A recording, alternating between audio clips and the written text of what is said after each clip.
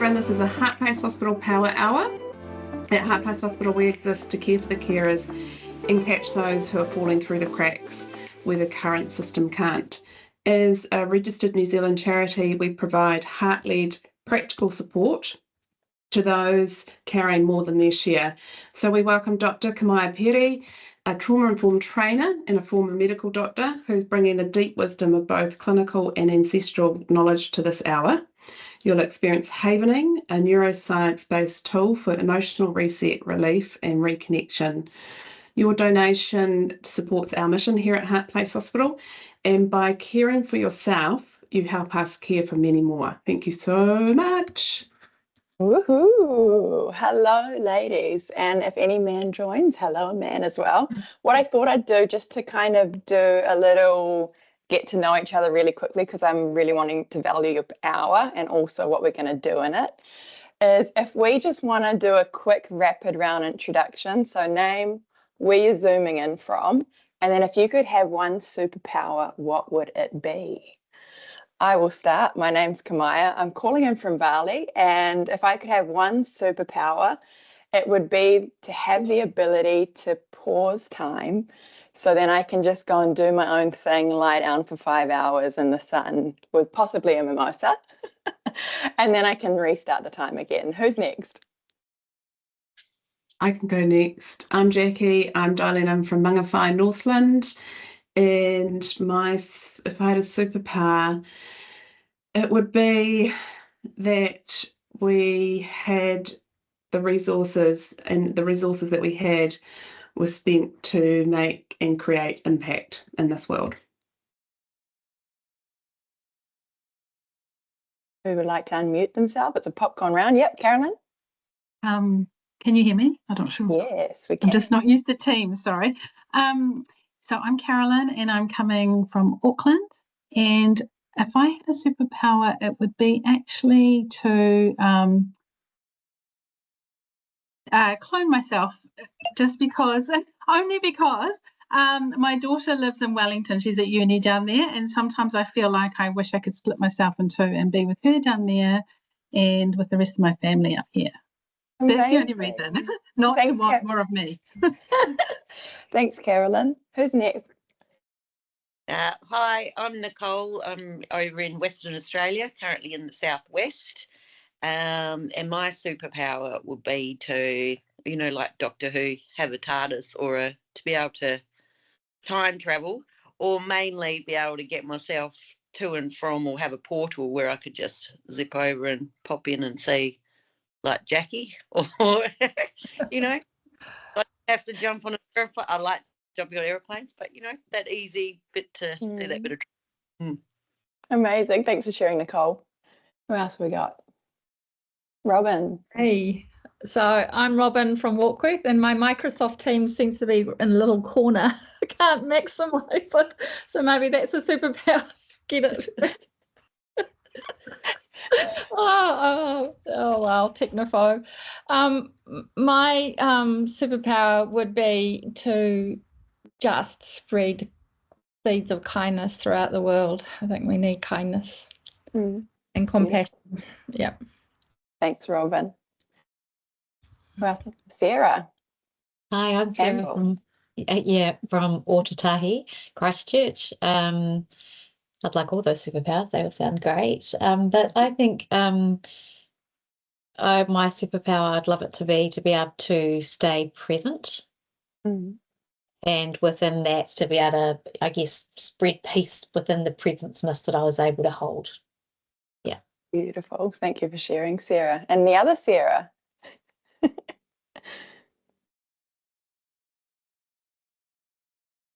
I'm Sarah. I'm calling in from Wellsford, and I love all of the superpowers too, Sarah. I'm like, I'll have that and that and that and that. And but I think my superpower would be to invite everybody into self-love. Like, I just want to be able to walk into a room, and as soon as I walk into the room, everyone loves themselves, so that we can all just sit in the room full of gooey love, self-love first, and just like radiate that out. Thank you so much, Sarah. And then we got Dee and Kathy there, and Courtney. I'll go if you like. Hi, Kamāia. Nice to Hi, see Kathy. you. Hey, I'm thinking, superpower. Okay. And Sarah, I loved yours, Sarah Digby and Sarah Campbell. But I think it's kind of, for me, it's about self-compassion. It's about how do we really help people understand about being self-compassionate. So, yeah. Beautiful, Kathy. Thank you. Got a couple more. Yeah, Courtney. Kia ora koutou, I'm Courtney. I'm coming from the Manawatu area. I'm loving everyone's answers, but honestly, my first one was I want to fly. Amazing. Beautiful. And Dee? Kia ora koutou. My camera keeps turning off. I'm going to try and rejoin using the app rather than my browser to see if that makes a difference. But I love all of the superpowers, and my desire for different superpowers changes on a daily basis. Today's desire is to remove all of the, or not all of it, but so much of the automation that we have in our lives at the moment. You know, like I miss the days when you could actually just like ring the doctor's surgery and make an appointment, or just talk to people, because it's just nuts now. It's literally nuts. You cannot talk to a human being when you need anything anymore. And so that's today's little gripe. Beautiful. Thanks, Dee. And has everyone shared their superpower? It looks like they have, hey? Okay. And so that kind of brings us to a really beautiful and interesting and coincidental start, because while we're going to be talking about stress and trauma today, while we're going to be learning tools to help shift this inside ourselves, really the journey is to be able to reconnect home, to reconnect back to who we were before we got layered with all of these stress, with all our stories, with all the things we no longer want to carry. So then we can return home to presence, and we can return home to that love, to that self-compassion. And so this is the journey I would love to share with you and hopefully experience today. And so let me just share my screen. And so this is just a friendly reminder. I don't know what to put as the start of the slide, but this is just a friendly reminder that you're awesome. And so in saying that, this is going to be the journey of coming back home to possibility, to awesomeness. And we're just going to do a couple of tools to release your stress and how we can implement this to release trauma along the way. And so I'm going to share a story to start off with, and it's a study done by this beautiful woman in New Zealand. You may or may not know her or have heard of her already, Veda Austin. And it's the story of eggs, and it kind of fits into what we've been talking about today. And so Veda Austin is a water researcher, she's an author, she's a speaker, she's a mum, she's an incredible human. And her passion has really been over the last decade to look at the intelligence of water and what it shows. And so she became really curious about the concept of eggs, and especially the albumin or the protein in eggs, because this kind of is like the embryonic fluid around the womb. And so what she did is she gets protein and then she puts it on a petri dish and uses a kind of freezing process. And then the water or the eggs in this study can show different pitches or variations. And so what she did is she took a batch of free-range eggs and a batch of caged eggs, and she had a control group. And so with the free-range eggs, no surprise, what she saw is that there's 6 different types of images or pictures you can get with the free-range egg group. So there's 6 different structural kind of images you can get, and it looks really beautiful. And so she noticed things, that there were feathering patterns, there were volcanoes, there were these beautiful kind of wisps coming through. And then she took analysis of a caged egg. And what she saw in this caged egg was that there's only 2 types of expressions in this caged egg. There's less structural integrity, there's less kind of beautiful or more complex images, and it kind of mostly looked like a sludge. And so the curious thing happened. So she decided, what would happen, or what would it be like if we put a free-range egg in the middle and then we surrounded the cage eggs around it? And so I'm going to get you to do option 1, 2, and 3 in the chat box. And so you're going to click 1, 2, or 3 and write it in. And so the first option could be nothing changes. So when she looks at the free range egg, it looks like this one. When she looks at the cage eggs around it, it looks like this. So nothing changes. That's option 1. Option 2 would be, as you've known, sometimes you walk into the hospital system and then you get really stressed and you start taking on their energy. And so option 2 would be the free range egg turns into the cage structured egg. So it has less kind of image or variability. That's option 2. Option 3 is, just as a possibility, all of these cage eggs start to turn into this free range egg. And so what I'm going to get you to do is, in your chat box, just type in which option do we think is happening. And doesn't matter, we're just going to chuck in a number. We've got lots of option 3s coming in. Cool. Totally hoping for option 3. Amazing.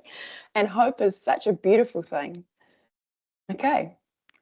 And so what she found is that overnight, so this was only done in overnight, so literally in less than 24 hours, this is what she saw. And so the free range egg is in the middle.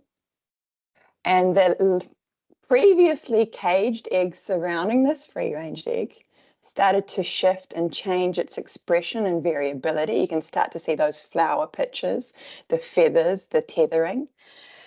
And that the ones around the outside, while they still expressed a structural difference, they weren't as in close proximity to the free range egg, so there wasn't as much change. And so before you go, oh my goodness, I'm the cage egg, the things I learned about this, and I guess the reason why I'm sharing this story, is that first, it shows that if you are currently feeling like a bit of a caged egg right now, just by being around other women or other people, like the people in Hart Place Hospital, who may be expressing themselves as a free range egg at that point in time, we can lift you up. And so you can change and choose to come into being that free range egg, which could look like being present, being compassionate, easily and effortlessly sharing love with each other. The second part is that, contrary to popular belief, is that if we embody this kind of free range egg when we can, when it's possible, then we can share this ripple effect outwards. And so this is really the point of why we're here as a collective, to move forward into this journey of becoming or reconnecting back to the free range egg that's always lived inside us. And so I really see stress as sometimes we turn into this caged egg because we forget that we're the free range person in ourselves. But this isn't the journey of looking outwards, it's always looking inwards. And so somewhere inside, there is this version of you that exists that is ready to come out. And that is what we're going to be curious about discovering today.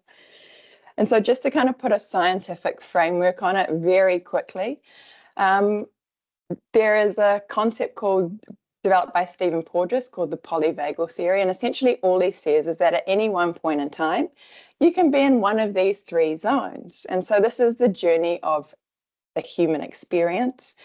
We're not always going to be a free range egg all the time. And so if we're in the free zone, which is the red zone I've placed this at the bottom, what life looks and feels like when we're here is we just want to be alone. We push everybody away. We're turning into that centipede who wants to go and crawl under the rock, who wants to watch Netflix and binge. There's enough of our nervous system that's possibly been on for too long that we're ready to just go and recluse and push away to try and recover and restore ourselves. Coming up, we're in the survival mode. And so if you're a health professional, most of your life probably would have been living in this mode. This is where there's an alarm signal going off and we are reacting, we are fighting against someone, or if it gets too much, we're avoiding the hospital, we're running away. Or there's also the sense of appeasing, and so we can people please, even if we haven't got the energy or the resources for ourselves, we'll say, yep, we'll do it anyway. And so this is the element of survival. And then at the top is that beautiful place where some of you as a superpower already wanted to be or start to emanate or become more of. And this is thrive. And so the kind of point of difference to note between these three states is when we're in freeze or in survival mode, there's an alarm signal triggering off inside our minds, and it's letting us know there's a threat, so we've got to react to it. And so that's where we either fight, we run away, we avoid, or we completely collapse and freeze and go and watch Netflix and chill. And then at thrive, the only difference is there's no threat response anymore. There's no trigger. There's no alarm signal going off. This is our free range egg state. This is our natural state of being. And so here, it is easy to connect. It is easy to feel present. It is easy to have, even though you've still got your whole life going on, you feel like you've got so much time for yourself, you've got time for everyone else. And so what Stephen Porges says is that this is a spectrum, and it's to do with the sympathetic, parasympathetic nervous system. We're not going to go there today. And then Deb Dana took it a little bit further. And so she said, imagine that this is the kind of experience of a human, and we all go through these phases. And I want you to put a ladder up the side. And so the first part of being human is just being aware of where you're at. And so if you notice that you might be feeling a bit dissociated, helpless, hopeless, you might be in freeze. And so the next step isn't to try and jump up into thrive, to jump up into becoming the free range egg. It's just to walk your way up that ladder with ideally support and get into survive. If you've been surviving for too long, you're like, man, I'm done with this story. I'm ready to thrive. It's about acknowledging this. What is triggering off this stress response? So then we can start to walk up and be in thrive. If we're in thrive, it's about who else can we look on the ladder to help uplift and bring each other up here. And so just to acknowledge that life is a bit of a roller coaster ride sometimes. Sometimes you voluntarily jump on the roller coaster and you're having so much fun. Other times you feel like you've gotten completely strapped in and have no choice about it. What I'm here to do is to show you that we have a choice and we can do something about it. And so I'm going to take it a little step further. The two alarm signal responses, so the survive and the freeze response, is actually the brain's alarm system letting us know we've been here before. And this is connected to what I'm going to call hashtag. I'm going to say it in a weird voice because sometimes trauma gets a bit like Voldemort-y. There's like this heaviness around it.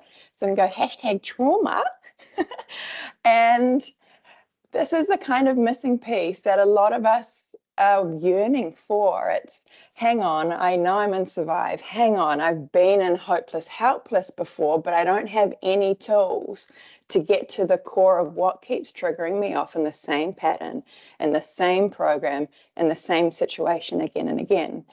And so the way our brain is wired is that we're wired to survive. And so as we walk through this journey of life, we collect our experiences. And because we're wired to survive, we collect the experiences that have stress attached to them, the moments where we felt hopeless, helpless, and felt like we were going to break, the arguments we had with our partner, the arguments you had with your colleague. We store every part of that memory, of that moment, in a part of our brain called the amygdala.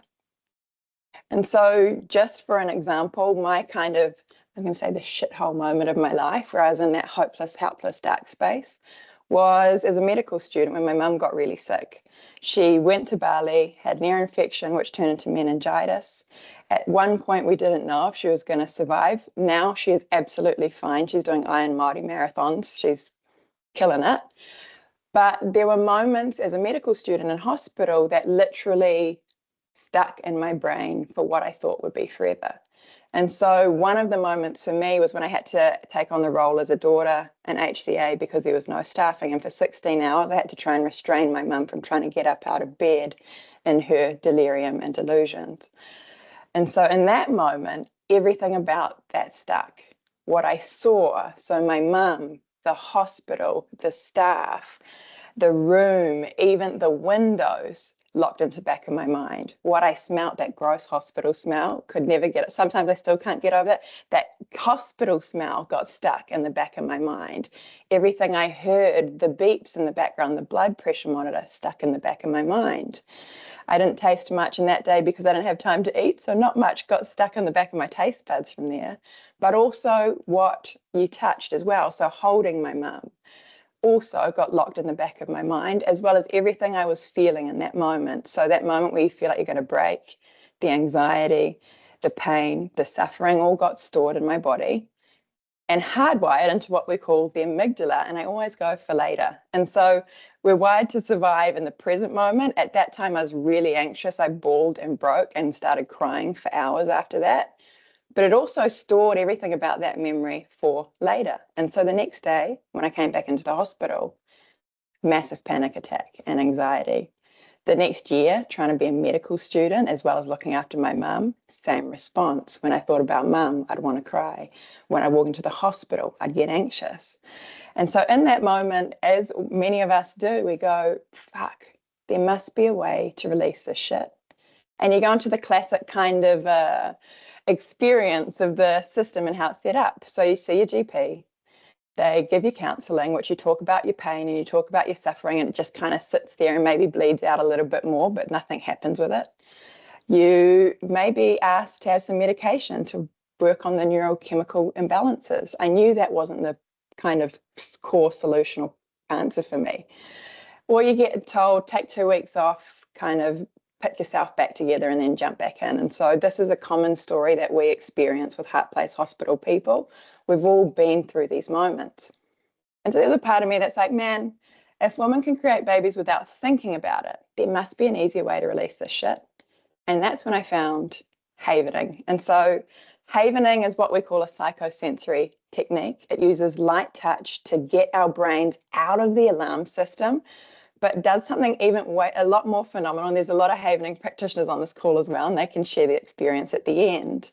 Gets us out of the alarm signal, but it also helps us unplug and de-link all the trauma around our past experiences so we don't have to continue repeating the same stuff. And so Dr. Ronald and Steve Rudin, they were the creators of this.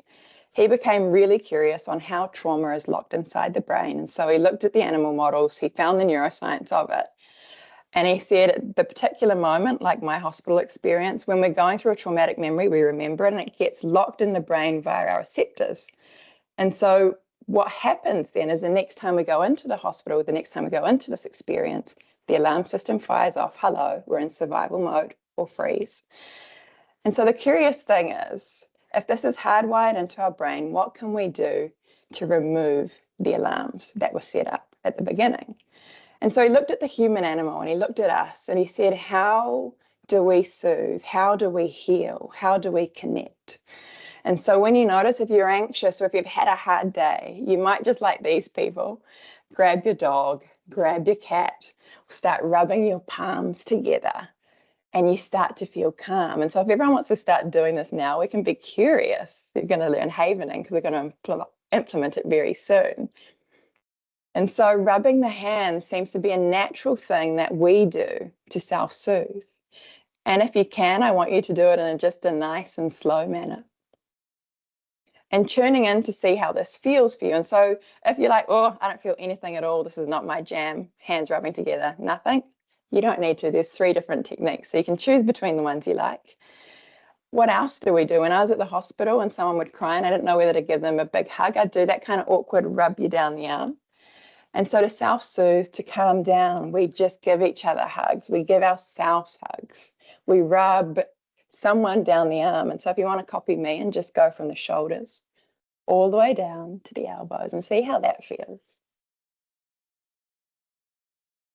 And then this one's my favorite. I left it till last. If you've been a mum or if you've seen a baby cry, mum might intuitively go and start giving baby a facial. And so if you want to give yourself a facial, and baby just starts to calm down, baby might start to look so relaxed. And if you haven't got a baby but you've been for a facial, you might also notice that at the end of a facial, you feel so like a calm, relaxed ball of like, I don't know, presents. Jackie had a facial yesterday, so she knows what I'm talking about. And so the kind of message here, and we're going to explore this soon, is that what if healing was simple? What if this healing is already something we do? What if we can utilize these simple practices that intuitively we've known and use it to do some extraordinary things? like unplug our trauma, lift off heavy emotions, process our stress day to day. And so that is the kind of crux of havening. It is so simple, yet so complex. It uses 3 forms of light touch to shift us out of the stress response, to turn that alarm signal off, while sending signals of, just like that baby, of safety and calm. And so we are naturally moving back into that thrive, moving into a regulated nervous system just by doing this touch. And there have been a few studies around kind of infant massage and touch to show that there's also a chemical change in our body. So stress hormones decrease, oxytocin, love and mood stabling hormones increase. And so we're kind of putting a science and different protocols on things we do intuitively. And that's what I love about havening, is it's not something so complex like the medical system. It brings it back to what we already know, our ancestral knowledge, and then we put a scientific framework behind it. And so just to kind of give you a little bit of science around what might be happening in the brain, when we're activated in the stress response, you can imagine that inside our brain it's going absolutely wild in a high beta wave state. And so there's high frequency. So you see these waves coming out of this person's mind as a metaphor. When we're in a stress response, you can imagine that all these ripples go really, really fast, and there's a big amplitude as well. And so that's the kind of energy, the cage dig energy we might be putting out when we're in a stress response. When we start to do havening, what we see is that these brain waves actually start to slow down. They start to become more calm. And this is where that sense of safety come in. Interesting point, delta waves are actually part of the kind of infant growing up with learning consolidation, memory consolidation, and also part of restorative sleep. And so this is a sense of, we already knew how to do this, but there's a biohacking part of it where we're shifting our brain from that alarm signal down into safety, and then we can do some incredible things with it. And so there's many ways we can use havening. The reason why most people sign up to a training or a one-on-one session with havening is around trauma. And so we can use it quite literally to go back into your past stories, back into your past experiences, and start to unplug those stress circuits and the trauma circuits. So you'll be able to look back at the worst memory of your life that sends you goosebumps and shivers now, and feel completely neutral like the observer. And this can happen within an hour. For some people, it happens in 15 minutes. And so when people come to do a havening training, this is usually why they sign up, because in the kind of conventional system we're in, we don't really have many tools that deal with trauma so rapidly, but also so gently as well. So you can use it for traumatic memories. You can use it to start processing any of those emotions that you've been holding on to. And my favorite ones have been using it for imposter syndrome. So when I was in medical school, I had massive imposter syndrome. Imagine being a Māori female who was raised with a mum who said, like, you've got to be good enough to do this, be in a Western, like, kind of man's world. And so that was the journey for me. It's once I got through my trauma, I was like, geez, do I want to hold on to this not good enough story anymore? Do I want to hold on to trying to fix everyone for validation anymore? Doesn't really make me feel good. And so we can use it to unplug all of these conditionings, programs, and limiting beliefs as well. So we can use it to clear the past. And then what we're going to use it today and experience it with is to clear our present. And so we can use it to regulate that alarm system going off and shift everyday stress and triggers.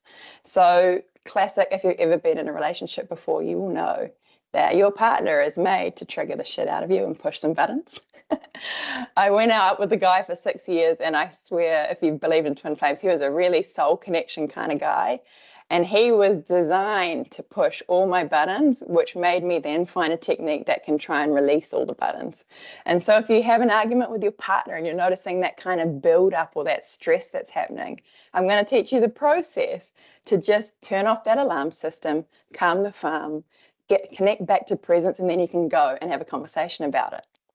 So you can use it for build up of stress when you're triggered by your partner, when you're feeling anxious.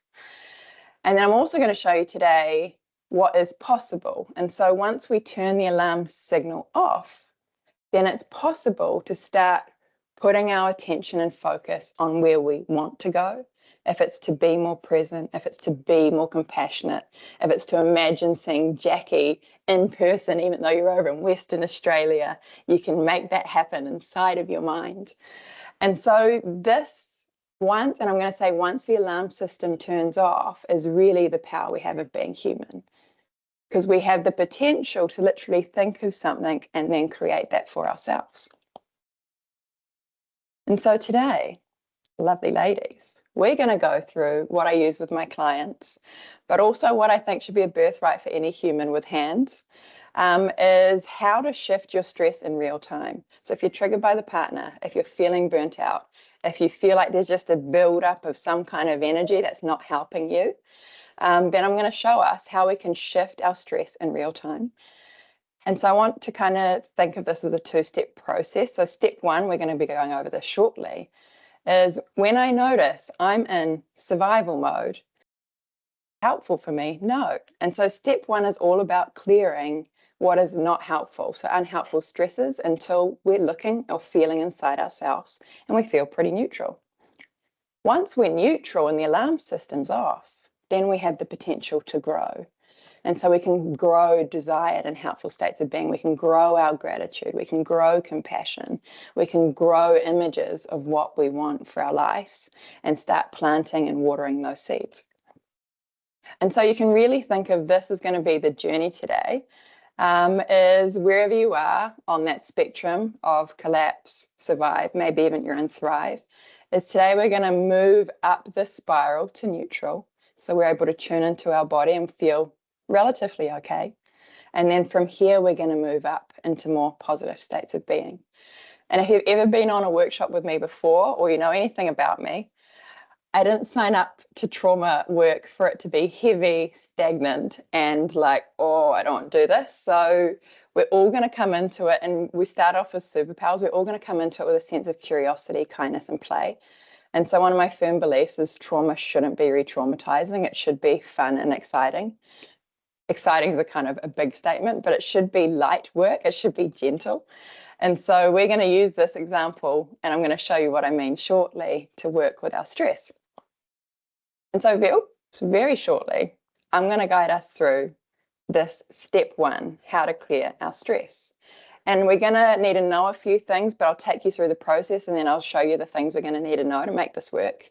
The first one is we're just going to tune in to our own bodies, and we're going to observe our thoughts, our emotions, any sensations, our stress levels, and we're just going to observe and notice our stress.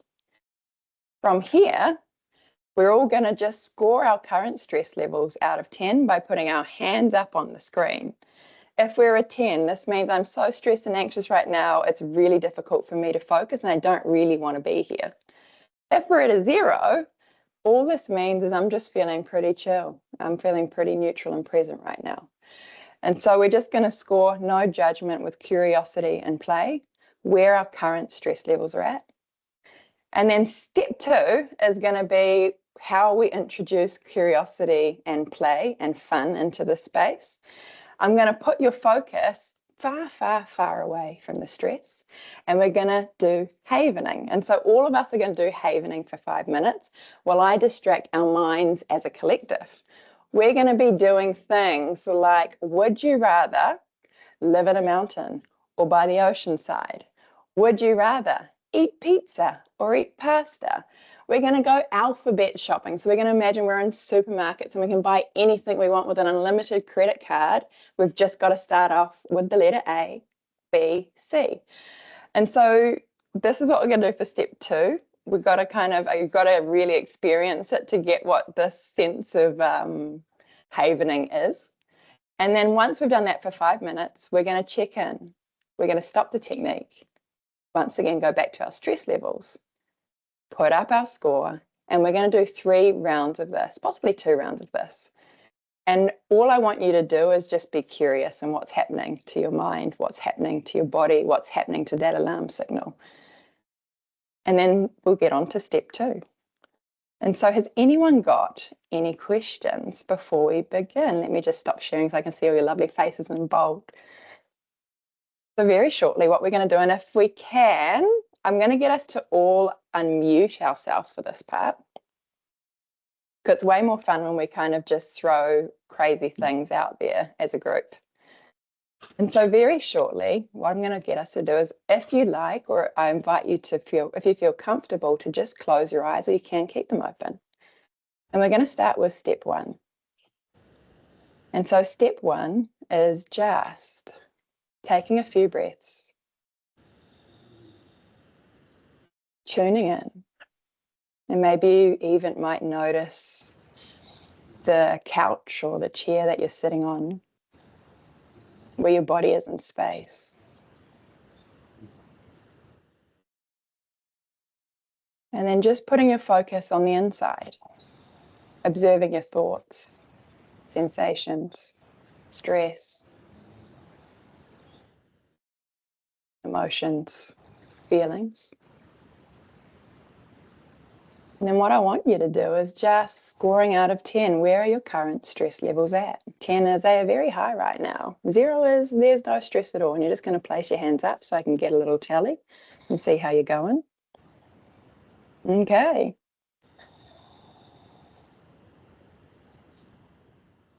Almost good. Beautiful. And so what we're going to do together is we're going to do some havening. So you can do any of the 3, palms, arms, or face. And we're going to start off with a little distraction where you're going to look around your room, and we're just going to chuck it out there, and you're going to name 5 things that you can see. What can I see? I can see a pink flamingo. Out loud, what can you see? 5 things. Guitar, Mirror, Photos. chair, Clock, TV, essential oils, pot plant, Books. what? Couch, candle, rock. Photos. Amazing. And then we're going to go 5 different colours you can see around your house. Green, brown, blue, pink, white, yellow, purple, Red. Ray. Hey. And then for all of us together, I want us to imagine that there's a colour blue that exists, and we can find anything in the world that is blue. And so what can we find that is blue in the world? It can be an object in your house. It can be something bigger than that, like the ocean. Let's put it together. Anything that's blue, what can we find together? fish, sweatshirt, Chocolate, cars, My t-shirt. books, couch, Blue dress. cushions, paint, blue pillowcase, scarf, shell. Amazing. And then I want us to imagine, quite possibly, you're going on a festival or going on a beautiful holiday, whichever one you choose. What will we need to pack in our suitcase to get ready? Bikini. top, shorts, That's Sarong. dancing shoes. trainers, Exactly like. finger, Beautiful water, bracelet. Underwear. Makeup. Sunscreen. Money, Sunglasses. Passport. friends, music. Amazing. And then what we're going to do now is we're all going to count backwards from 20 out loud in your own pace while we do the havening. 20, 19, 18, 17, 16,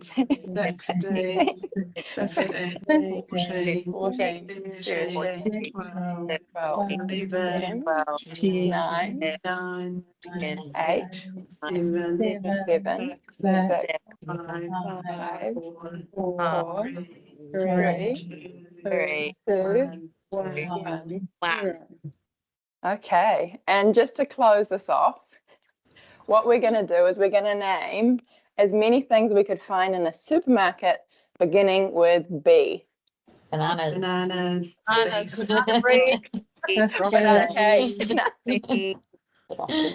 Biscuits, Broccoli. Ooh. Choy. Buns. Blueberries, Blue cheese. Ooh, good Oh, I idea. love Costello blue cheese.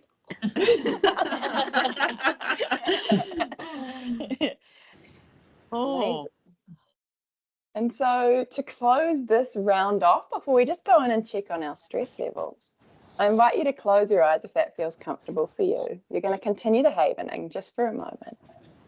And just take 3 breaths in your own time, breathing in through that nose, out through the mouth.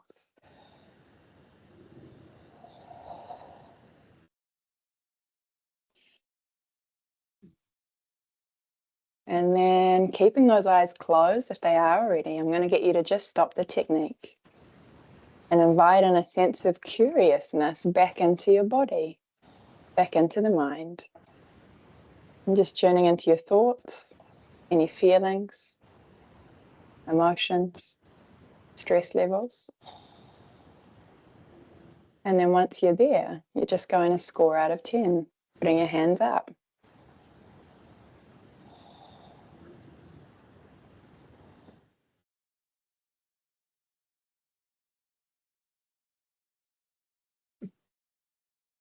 Okie dokie. And so back we go. Rubbing those hands together. This one's going to be a little bit of an activity. Does everyone know their rights or lefts? Just kind of raise your hands up like this if you know your rights and lefts. Yeah. While you're still havening, sorry. Okay, so we're going to play a game called This or That. And so would you rather live by the ocean or live by the mountain? The first option is going to be you're going to go right. So if you want to live by the ocean, you're going to put your head to the right while you're still haven. And if you've got neck issues, please just be kind to yourself. Just do it in a little minor way. And then if you would rather live by the mountain, you go left. So the first option is right. The second option is head to the left. And you can be in your complete own world, imagining you're in these places or this or that, or you can open your eyes and see where everyone's head's going. And so we're going to be really gentle with our necks. You can imagine yourself giving yourself a little stretch as we go. And so option 1 is right, option left, second option is left. And so the first one, would you rather, everyone's head's in the center, live by the ocean or by the mountains? Oh, and then maybe if you're like, oh, I'd rather have both, you can keep your head in the middle. And we come back to the middle. Would you rather watch the sunrise or the sunset? Mm-hmm. Oh, you're kind of doing bubble. Would you rather swim in a lake or a hot pool? Oh, yeah.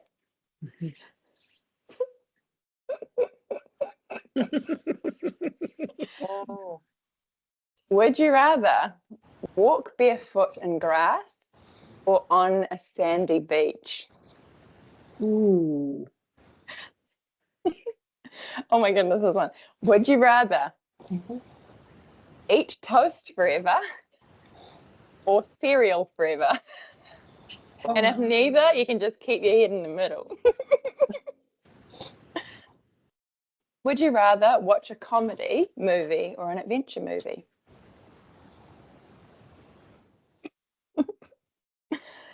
Would you rather be able to fly to space or breathe underwater?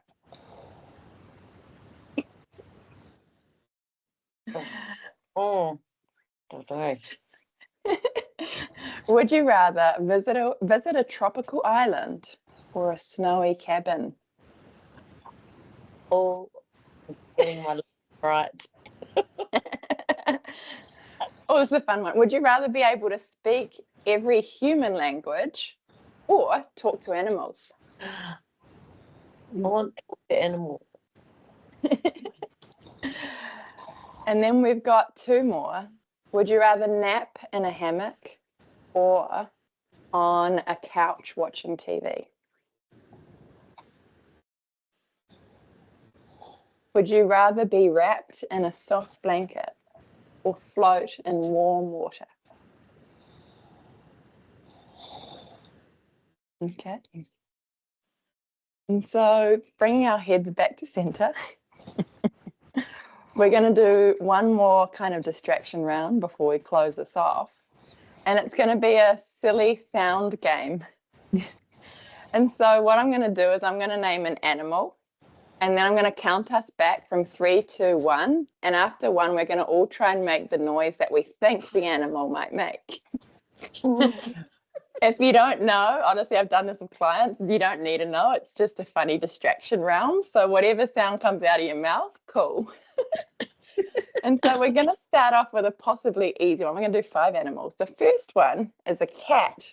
And so what noise would a cat make? Are we ready? 3, 2, 1. Meow.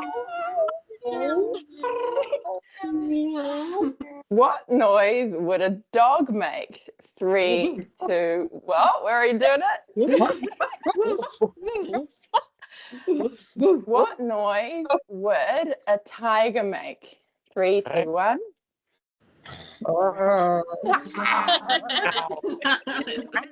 Sounds like a beer. And I'm going to count us down for this one. A client said this to me once, and we were both like, I have no idea. What noise would a sloth make? 3, 2, 1. And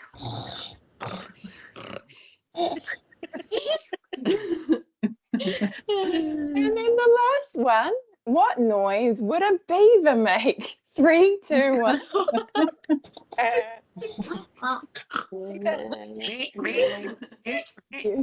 Beautiful. And so to close this distraction round off, we're just going to stop the technique, taking a few breaths for us, closing those eyes if you feel comfortable to do so. And then you're just going to check into your stress levels, check into your feelings, check into the thoughts. And then just place your hands up to score out of 10. Okay. And so it looks like everyone's stress score has gone down a little bit. What I'm going to get you to do, so that's kind of step 1. In 10 minutes, you can go from first experience to second experience. I'm going to get you to type in possibly the feeling you feel right now to make your stress score a 2 or 3 or lower.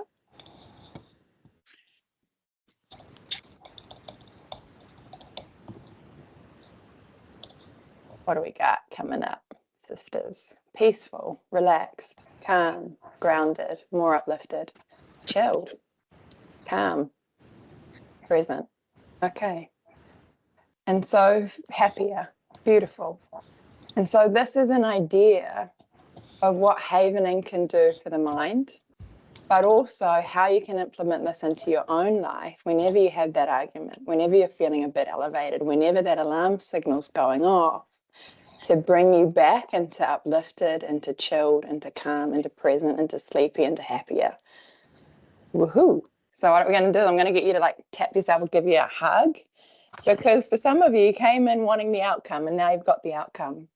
And so just for a moment, thanking yourself as the possibility that, wow, I have the tools to change. And it doesn't have to be this big thing. It can be easy. It can be gentle. We can be making animal noises while we do it.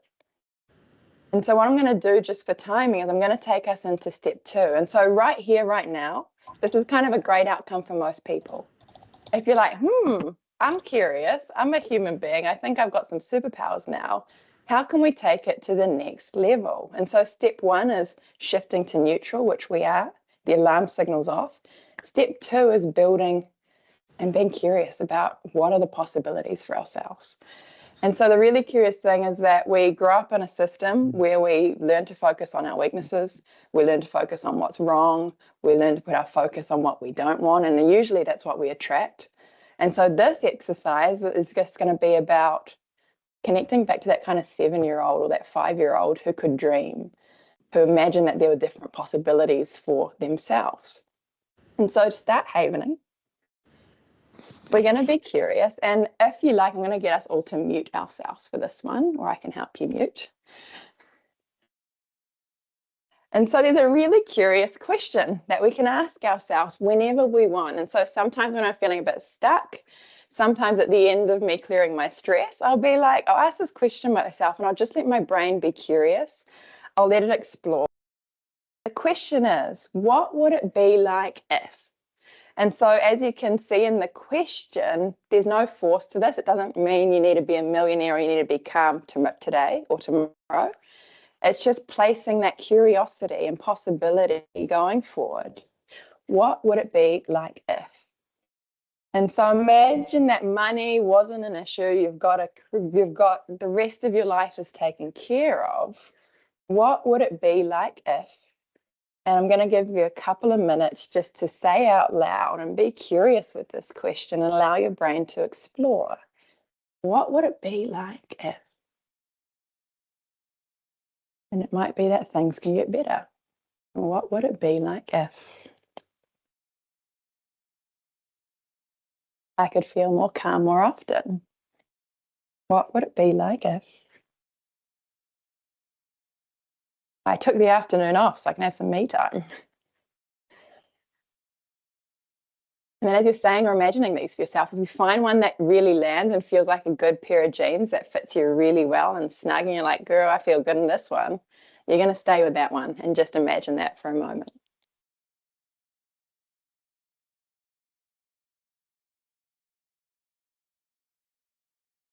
And then you've got one more minute to just be curious about this statement. And if you find one and you are like, this is what I want, this is what if this happens? What would it be like if? I'm going to get you to tune into the feeling of this.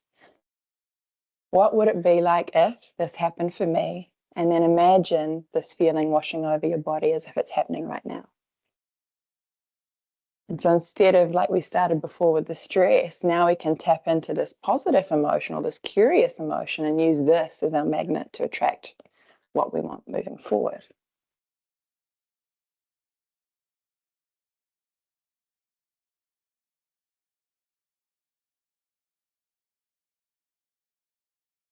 And so now if you have got that feeling there, you're going to continue the havening.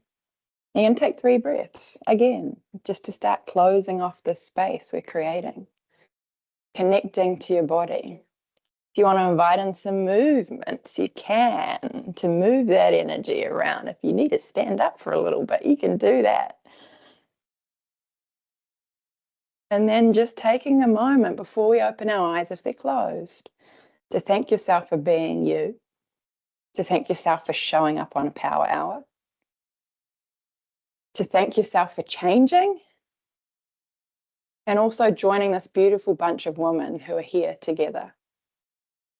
Because one of the most beautiful things about Heart Place Hospital and what we're trying to do is to know that we're not alone in this, and to know that it can be light, to know that this could be fun, to know that we're going to get the outcome. It's just the journey we're going to go on to get the outcome doesn't have to be the one we thought of. And so when you're ready to come out, just wriggling those fingers, wriggling those toes. And I'm going to get you to now just type in the chat box how you're feeling.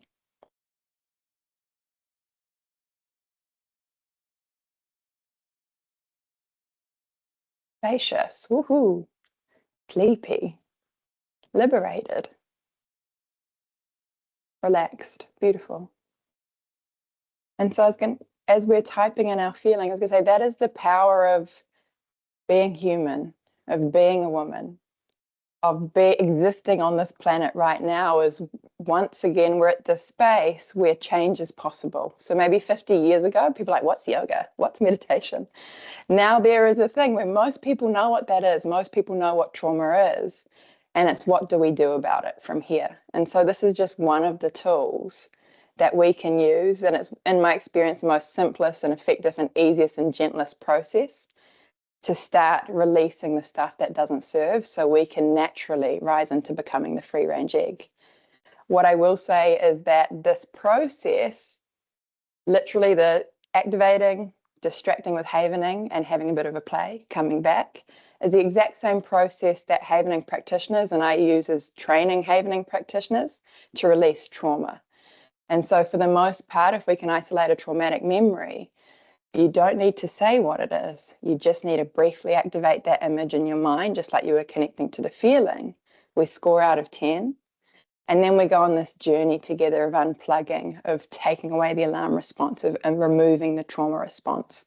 So by the end, you can also feel like this. but we've lifted off some years or some stories behind you. What I'm going to do is I'm going to open up this space because I'm mindful we've got 2 minutes left. And so, sorry, just a quick plug-in. I'm a Havening trainer. There's many people on here. There's a few people on here who are Havening practitioners or trainees. And so if you're called to do, I always forget the if you're actually interested in this, if you're called to know more about it, if you want to learn more about the training, if you want to experience what Havening is for your own trauma, I've just added in a link to this chat. It goes onto my webpage and it's just a sign up button, and all it does is get you to do your name, your email, and then what parts of it you're interested in receiving, and I'll give you some information about that. Is there anything you'd like to share? Actually, what I'll do is I'll close off the space with a curious kind of question or a poem that I found the other day. And then for those of you who need to go for our power hour, you can just take your time to float off the meet screen, or you can stay for any questions. Where did the quote go? I can't remember what it was. Come to the edge. Okay. Oops. Here we go, I got it. Okay. So I can't pronounce his name, I'm going to give it a go. Whangarei Apollinaire. He said this beautiful quote, and I think it kind of likens to possibly the journey we're all on and why we're here. And he said, it talked about comfortability and moving past our edge of comfort, moving past the edge of stress, moving out of the being a cage egg. And so this is what he said. He said, come to the edge, he said. We can't. We're afraid, they responded. Come to the edge, he said. We can't. We will fall, they responded. Come to the edge, he said. And so they came, and he pushed them, and they flew. And so it's a really curious part of the journey of being human, is those moments where we're getting close to the edge and we want to hold on to that comfortability, to the stress response, to what is known. There's a possibility that as we start to find this safety in ourselves, come into that space of calmness, that when we jump, we fly. And so thank you so much, lady. It's been a pleasure. And that's our power hour. And so if you need to float off, please do so. If you want to sign up to the email list or any of the other offerings, there's the link in there. And opening up for questions. Just before everyone floats off, thank you so much, Kamāia.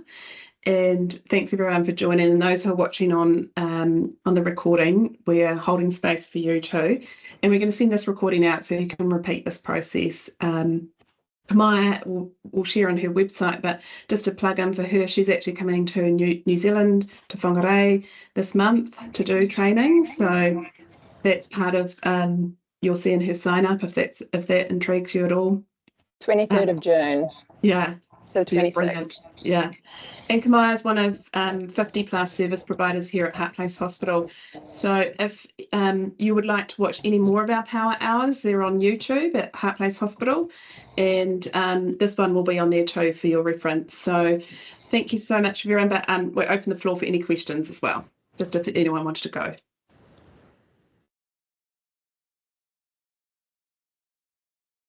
that a buy or hands?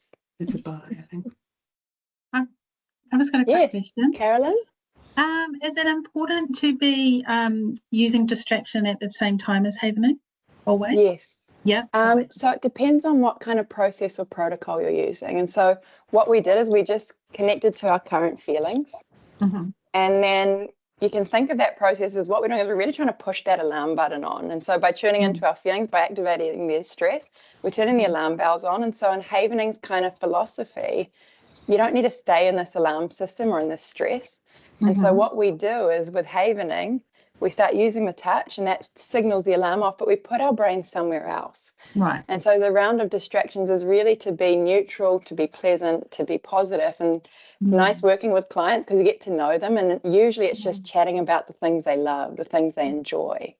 And so it's that kind of idea that we're really flipping upside down, is I don't need to stay out and bleed in this experience forever.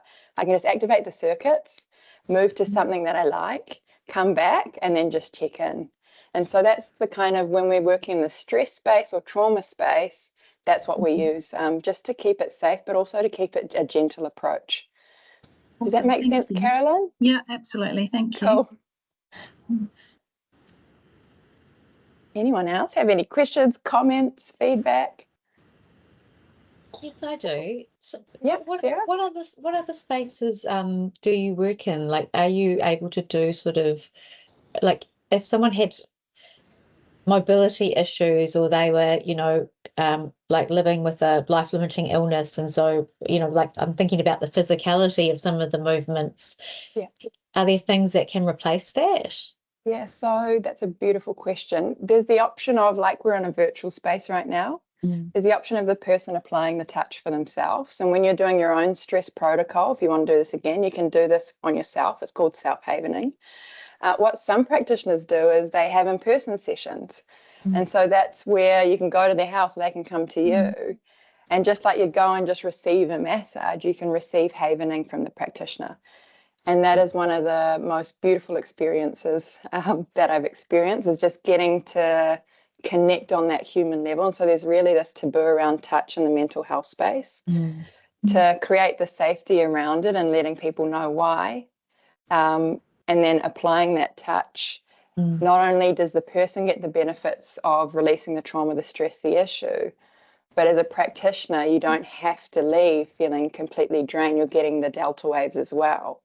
And so a curious thing is, at the end of your session, if you wanted to train in this, you also feel energized. You feel lighter. You feel all of the kind of comments you wrote before, the chilled, the open, the liberated. You also come out feeling liberated. And so there's options. Another thing I've had before is, if a client is in a virtual space and they prefer to receive the touch, you can have a family member come in. And so the main thing is just tuning into what forms of touch the person likes, and then adapting as you need. Does that make sense? Yeah, it does. Thank you. And I know there's a couple of havening practitioners or trainees on the call. Does anyone want to share their experience or what they like about it? I'm a havening practitioner, thanks. Thanks to you. And yeah, it's exactly how you said it. I do most of my havening in person. So I apply the touch, and you certainly get the benefits as well. Like from my point of view, I feel really relaxed at the end of a havening session. And most people feel so much lighter when they leave here. And isn't that a crazy thing? So that's where I train a lot of mental health professionals up north. So that's usually why I do my trainings in Whangarei when I come. But the irony that all of us can come out feeling lighter after working with such heavy content, and heavy content could be the big T: sexual assault, physical abuse, or it could be those experience a hospital trauma, a phobia. By the end of a session, we all walk out usually feeling lighter. And so it flips that whole kind of conception around what trauma is and how to deal with it on its head. And the person comes out feeling like a miracle just happened, or feeling like a weight's just been lifted off their shoulder. And you also do too.